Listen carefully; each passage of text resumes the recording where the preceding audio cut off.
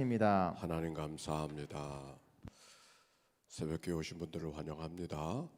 오늘 레위기서 16장의 말씀입니다. 출애굽기, 레위기, 창세기, 출애굽기, 레위기, 민수기, 신명기 이렇게 모세오경에 5가지의 책이 있는데 레위기 16장의 말씀은 그 5가지 말씀 가운데 중심에 있는 가운데 있는 그런 말씀이다. 그렇게 볼 수가 있습니다. 오늘 말씀 속에는 속죄일, 특별히 대속죄일에 대해서 말씀을 전하고 있는 것을 발견하게 되는 것이죠. 대속죄일이라고 하는 것이 뭔가? 이스라엘 백성들이 하나님 앞에 제사하는 법이 5가지 제사가 있잖아요. 첫째는 무슨 제사? 번제, 그 다음 소제, 그 다음 화목제, 그 다음 속죄제, 그 다음 속건제. 이렇게 5가지 제사가 있습니다. 그 모든 제사는 다 죄와 관계된 일들이죠. 하나님 앞에 어떻게 죄의 문제를 다뤄가야 될 것인가. 그래서 죄의 문제를 극복하고 하나님 앞에 가까이 다가서기 위한 그런 제사가 그 5가지 제사 속에 담겨 있습니다. 그래서 번제는 하나님 앞에 희생의 제사, 다 태워드리는 헌신의 제사, 그렇게 볼 수가 있고, 소제는 고운 가루, 순종의 제사, 그리고 화목 제사는 제사를 드리는 사람들 간의 친교, 친목. 그는 제사를 드리는 사람 간의 친교만을 말하는 것이 아니죠. 하나님과의 친목이 또 사람과의 친목으로 이어지고, 사람과의 친목은 꼭 하나님과의 친목으로 이어지는 그런 화목 제사가 있고, 그리고 속죄 제사가 있고, 속건 제사, 배상이 따르는 그런 제사가 있습니다. 속죄 제사의 특징은 하나님 앞에 기름과 그리고 그 내장과 몇 가지를 태워버리고 나머지는 진영 밖에다, 똥과 가죽을 다 진영 밖에다 불살라 버리는 그런 제사가 속죄 제사의 특징이었죠. 속건 제사는 5분의 1을 더해서 배상하는 책임을 지는 그런 제사가 바로 속건 제사인 것을 알게 되어졌습니다. 근데 그 제사 말고 그 제사의 유형을 따라 이스라엘 백성들을 전체가 하나님 앞에 기념하여 드려지는 속죄일이 있단 말이에요. 1년에 한 번. 그때가 언제인가? 오늘 29절에 보면은 6월절이 끝난 다음에 6번째 6개월이 지난 다음 시기 7째 달 10일째다. 그렇게 말하고 있어요. 29절에 그런 말씀이 기록이 되어져 있어요. 7째 달 10일이다. 그러니까 7째 달 10일이라고 하면은 6월절로 지난 다음에 6개월을 지난 다음 그 다음 달 10일째를 말하는데, 지금 우리들의 연 칼렌더로 말하면 가을쯤 되는 겁니다. 근데 왜 가을인가? 연초도 아니고 왜 가을인가? 우리가 쓰는 달력과 성경의 달력이 좀 다른 것이죠. 그리고 뿐만 아니라 기후적으로도 달라서 우리에게는 봄이라 그러면 춘삼월을 봄으로 느끼지만, 봄이라는 것은 만물의 초목이 씨를 뿌리고 자라나는 그 시작하는 때를 춘삼월을 우리는 3월, 4월로 느끼는데, 지중해성 기후, 즉 이스라엘 백성들이 갖고 있는 기후적 관념은 가을이 봄이라. 그래서 여름에는 비가 오지 않아요. 있던 초목도 다 말라버려요. 그러면 가을이 돼서 비로소 비가 뿌리기 시작을 해서 겨우내 자라고, 그러니까 우리에게 겨울이 그들에겐 겨울이 아닌 거지. 그렇게 겨우내 자라다가 그래서 봄에 농사를 추수를 거둔단 말이에요. 그 추수를 거두는 절기가 마지막 절기가 오순절기가 아닙니까? 그렇게 해서 즉 9월 달이 계절이 시작하는 그런 첫 번째 때인데, 바로 그때, 그러니까 민간욕으로는 그때가 정월에 해당한, 이스라엘 백성들에게는 정월에 해당하는 그런 시기였습니다. 우리에게도 신정이 있고 구정이 있죠. 칼렌더는 신정 때 바꾸지만 또 정월이라고 하는 설날이라는 느낌은 구종을 통해서 경험하는 것처럼 이스라엘 백성들에게도 성경적 연력이 있고 칼렌더가 있고 농사를 짓는다든지 생활 속에서 살아가는 민간력이라고 말하는데 사회적 이 칼렌더가 다른 그런 의미를 이해하면은 왜 가을일까라고 하는 생각을 하게 되죠. 즉 모든 일을 시작하기 전에 하나님 앞에 온 백성이 속죄를 하는 대속죄일을 경험하는 그런 시간을 말씀하고 있는데 오늘 성경은 바로 그것을 다루고 있습니다. 자, 1절과 2절 말씀 읽어봅시다. 시작. 아론의 두 아들이 여호와 앞에 나아가다가 죽은 후에 여호와께서 모세에게 말씀하시니라. 여호와께서 모세에게 이르시되 네 형 아론에게 이르라. 성소의 휘장 안 법궤 위 속죄소 앞에 아무 때나 들어오지 말라. 그리하여야 죽지 않도록 하라. 이는 내가 구름 가운데서 속죄소 위에 나타남이라. 아론의 두 아들 나답과 아비후가 어떤 일이 있었어요? 제사장이 돼가지고 제사 드리다가 다른 불을 사용하다가 죽는 장면이 그 앞에 기록이 되어져 있죠. 10장에 기록되어져 있던가요? 나답과 아비가, 즉 아론의 아들들이 하나님 앞에 나아가다가 죽은 후에 하나님께서 모세에게 말씀하고 계시는 거예요. 뭐라 그러냐면 너 가서 내 형 아론에게 이르라. 성소의 휘장 안 법궤 위 속죄소 안에 아무 때나 들어오지 말라. 즉 여기에 나답과 아비후가 왜 죽었는가를 언중 말씀하고 있는 것이죠. 즉 하나님의 성전을 마음대로 출입한 경솔하게 여긴 거기에 나답과 아비후가 제사하다가 죽었단 말이에요. 여기 성경에 보니까 사실 이 말씀은 누가 들어야 되냐면 아론이 들어야 되잖아요. 근데 하나님께서 배려하셔서 아론에게 직접 말하지 아니하고 모세를 통해서 아론에게 말하도록 가서 아론에게 그렇게 일러라고 그렇게 하신 말씀을 보니까 하나님께서 아론을 배려하신 것 같아요. 아론이 만약 이 말씀 들으면은 당신 아들들이 지금 제사하다가 죽었으니까 하나님 말씀하셔도 잘 편안하게 듣지 않겠죠? 아들에 대한 생각이 날 테니까 그 큰아들 작은아들이 제사하다가 죽었으니까 상처가 남지 않았겠습니까? 하나님께서는 아론의 마음을 아시고 아론에게 직접 말씀하지 아니하시고 모세를 통해서 아론에게 가서 일러라 하면서 말씀하고 있는 것을 보니까 하나님의 배려 그런 것을 오늘 말씀 속에 뜻하지 않게 받을 수 있습니다. 자, 3절의 말씀 이어서 그래서 그 속죄일에 어떤 일들이 벌어지는가 하는 얘기를 개괄적으로 설명합니다. 3절 시작. 아론이 성소에 들어오려면 송아지를 속죄 제물로 삼고 숫양을 번제물로 삼고, 거기 보세요. 아론이 성소에 들어와서 제사를 드리는데 두 가지 제사를 이야기했어요. 무슨 제사? 속죄제와 또 하나 번제. 그런데 번제가 먼저예요? 속죄제가 먼저예요? 속죄제가 먼저라. 제사를 가르칠 때는 번제를 먼저 가르쳐 주셨어요. 매일 드리는 아침과 저녁으로 드리는 그 번제를 얘기했는데 오늘 여기 성경에 보니까 먼저 무엇을 제사하라? 속죄제를 드리고 번제를 드려라. 즉 하나님 앞에 죄의 문제를 먼저 해결한 다음에야 비로소 하나님과 상관할 수 있다라고 하는 말씀을 지금 하고 있는 것이죠. 그래서 숫송아지는 속죄 제물이고 숫양은 번제 제물이기 때문에 숫송아지를 통해서 속죄 제물을 잡고 그리고 숫양으로 번제물을 삼아 하나님 앞에 나아가는, 가까이 나아가는 것을 이야기하시죠. 근데 사절이 재미있어요.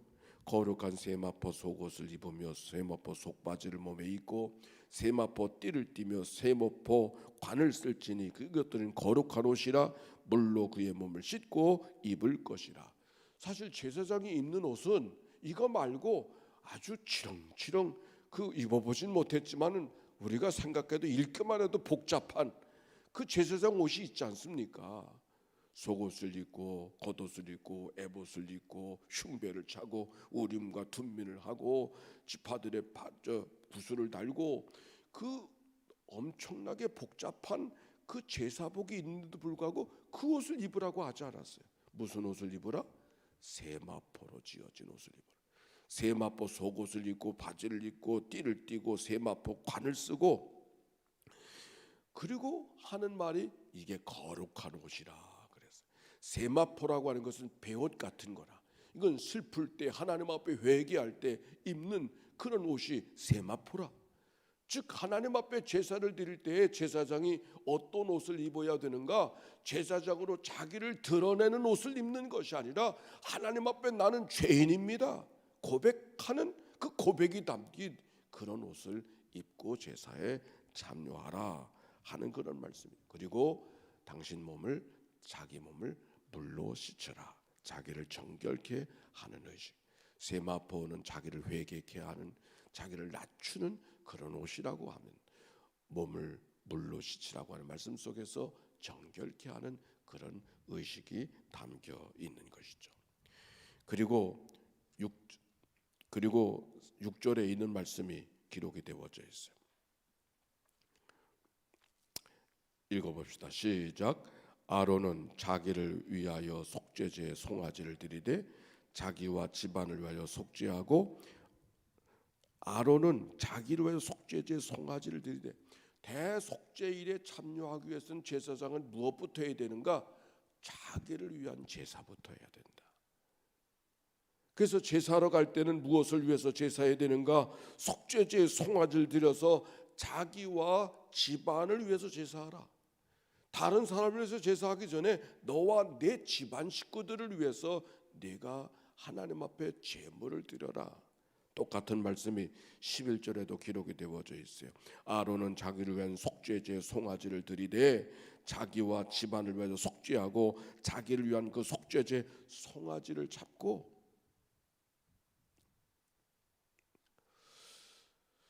대속죄일, 이거는 백성들의, 이스라엘 백성들의 회중의 대속죄일이었어요.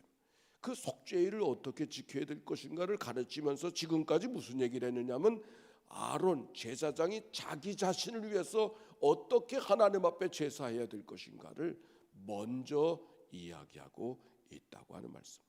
아까 속죄제의 제물 순장을 잡고 숫송아지를 잡고 번제의 숫양을 잡아 제물로 드리라고 하는 것도 제사장 자신을 위해서 하나님 앞에 제물로 드리고 제사를 드리라고 하는 말씀이에요. 세마포 옷을 입고 자기 몸을 물려 씻고, 그리고 하나님 앞에 자기와 자기 집안을 위해서 하나님 앞에 기도하라, 그렇게 말씀하셨어요. 그리고 이어서 5절의 말씀 보십시다. 5절의 말씀 시작. 이스라엘 자손의 회중에게서 속죄 제물로 삼기 위하여 숫염소 2마리와 번제를 삼기 위하여 숫양 1마리를 가져갈지니라, 그렇게 말씀하셨어요. 5절까지에 있는 이야기는 어떻게 하라고 하는 얘기를 개괄적으로 하고, 6절부터는 다시 그것을 반복해서 디테일하게 구체적으로 설명해 주는 말씀이 기록이 되어져 있는데, 그 5절에 보니까 속죄제의 제사가 어떠해야 된다고 하는 것을 엿볼 수가 있는 것이죠. 4절까지는 자기 제사장 자신을 위해서 어떻게 제사하라 하는 말씀이 있고, 5절에는 이스라엘 자손의 회중에게서 속죄 제물을 삼기 위하여 숫염소 2마리와 번제로 삼기 위하여 숫양 1마리를 가져올지니라. 그래서 숫염소를 2마리를 갖고 오면은 1마리는 잡아서 하나님 앞에 속죄제를 제물로 드리듯이, 속죄 제물은 어떻게 드립니까? 기름과 콩팥과 그리고 그 간의 거풀을 재서 그것은 태워서 하나님 앞에 드리고, 피는 제단에 뿌리고, 그리고 모든 똥과 가죽은 다 진영 밖으로 불살라 버리는 그 예식을 하게 하고, 그리고 염소의 또 1마리는 아사셀이라고 이름을 붙여서 진영 밖으로 광야로 내쫓아요. 아사셀이라고 하는 말은 무슨 말이냐면 어떤 악마의 이름, 귀신의 이름, 광야를 지배하고는 어떤 귀신의 이름을 이야기하고 있는 것이 아사셀이다. 근데 아사셀에게 바치는 제물이 아니라 광야를 통칭해서 그 광야로 내쫓는다는 얘기는 죄가 백성으로부터 멀어졌다고 하는 것을 상징적으로 보여주는 사건이 염소를 광야로 내쫓는 의식 속에 담겨져 있는 것이죠. 그래서 하나님 앞에 백성들의 죄를 하나님 앞에 태워서 드리고, 그리고 모든 것들, 가죽과 이것들은 진영 밖에서 태워버리고, 그리고 또 한 마리의 염소는 광야로 내쫓아 버려서 죄는 이제 우리와 멀리 떨어졌다, 우리는 죄와 상관이 없는 백성들이다 라고 하는 것을 상징적으로 보여주는 사건이 바로 이 아사셀의 염소의 사건인 것이죠. 그런 다음에야 비로소 하나님 앞에 번제 제사를 드리게 되는 것입니다. 그래서 23절과 24절 읽어볼까요? 시작. 23절과 시작. 아론은 회막에 들어가서 세마포옷을 벗어 거기 두고 거룩한 곳에서 물로 그의 몸을 씻고,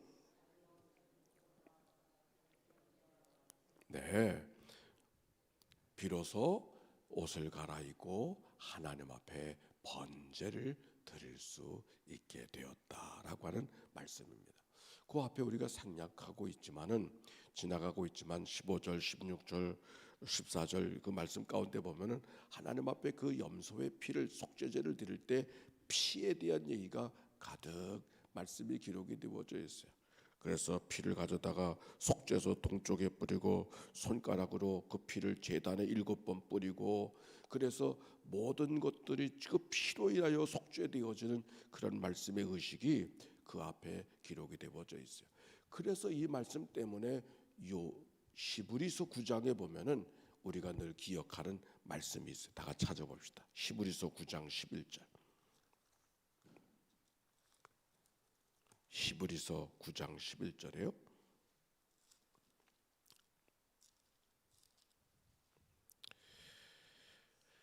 제가 갖고 있는 성경 367쪽입니다. 11절, 12절 시작. 그리스도께서는 장차 좋은 일의 대제사장으로 오사 손으로 짓지 아니한 것 곧 이 창조에 속하지 아니한 더 크고 온전한 장막으로 말미암아 염소와 송아지의 피로 하지 아니하고 오직 자기의 피로 영원한 속죄를 이루사 단번에 성소에 들어가셨느니라. 아멘.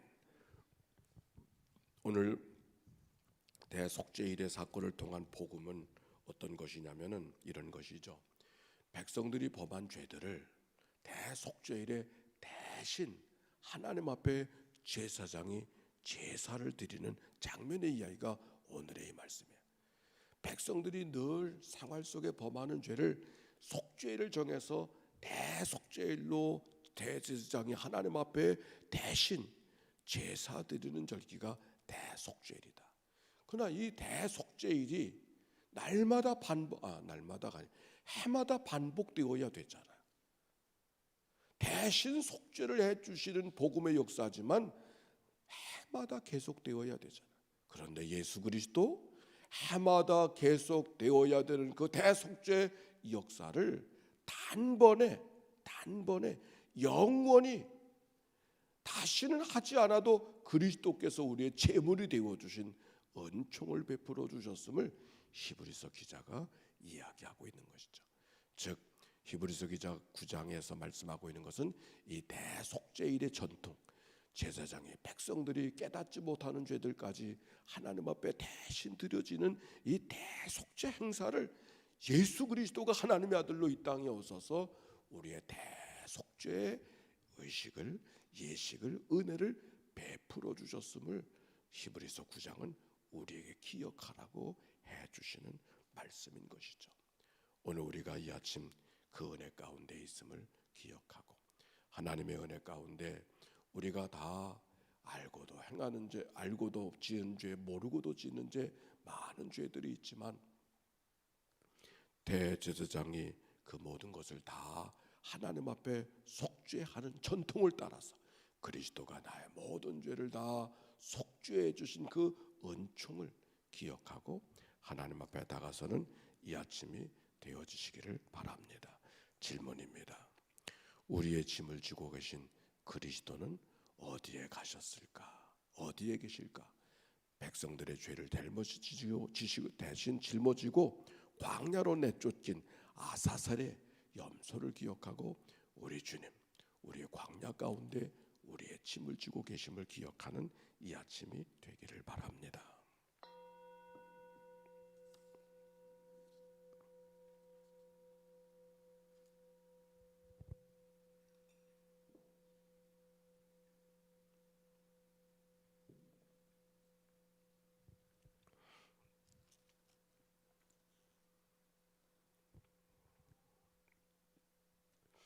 염소와 송아지의 피로 하지 아니하고 오직 자기의 피로 영원한 속죄를 이루사 단번에 성소에 들어가셨느니라. 오늘도 우리의 모든 죄짐을 다 지시고 우리에게 자유를 주시고 광야 가운데 우리의 죄짐을 지고 가신 그리스도를 기억하는 이 아침이 되도록 축복하여 주옵소서. 광야의 삶을 살아가고 있지만 그러나 광야라도 우리의 짐을 지고 계신 그리스도를 기억하며 용기를 얻고 소망 가운데 살아가는 믿음의 백성들 되도록 인도하여 주시옵소서. 새날을 주셨습니다.